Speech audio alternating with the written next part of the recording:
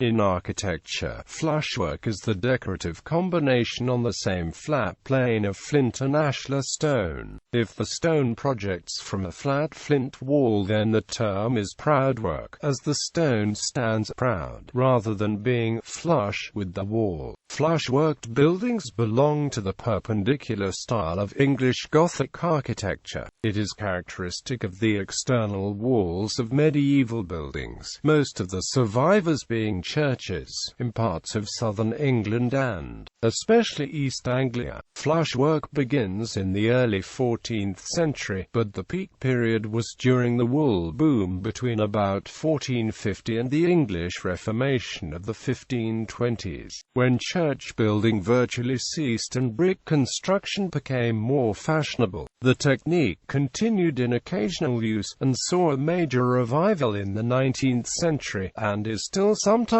used in a modern style today, as well as for the restoration or extension of older buildings. Technique. Flushwork, and flint architecture in general, is usually found in areas with no good local building stone. Although the labor cost of creating flushwork was high, it was still cheaper than importing the large quantity of stone necessarily to build or face the entire structure. The flints in flushwork areas are very carefully knapped and selected for fit and consistency of color. The stone usually used is a light limestone, often imported by sea and river from Caen in Normandy or other continental sources, which gives a strong contrast with flint that is most often black. The decorative patterns often form a notable contrast in these respects to those in nearby plain wall areas. Uses. Typical motifs are arcades, checkers, shields, heraldic devices, and letters or whole inscriptions.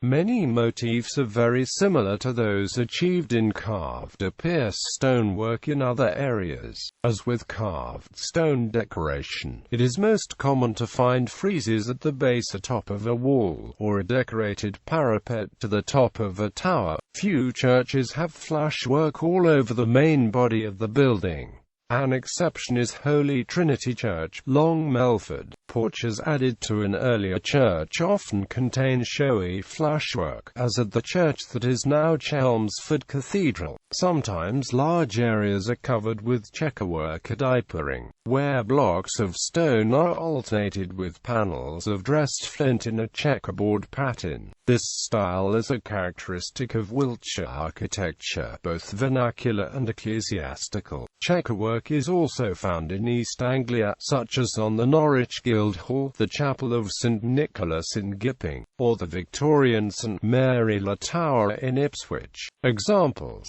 The Ethelbert Gate at Norwich Cathedral is one of the most important surviving examples of early flushwork, begun in 1316–17 and completed the following decade. Only 9 surviving gatehouses use flushwork, and this one is further distinguished by using it on all 4 elevations. The side pictured here has elaborate patterned flushwork in the top register, which uses selected round flints in the circular motifs. This section was unfortunately restored in the 19th century slightly differently from the original design. The limestone is unusually dominant in the proudwork level, with the statue below, where the squared flints are selected for a whitish color. Below this there are 2 rows of black flint and limestone checkers. Holy Trinity Church, Long Melford, Suffolk, is widely regarded as one of the finest wall churches in England. It displays arcading at 4 levels, shields,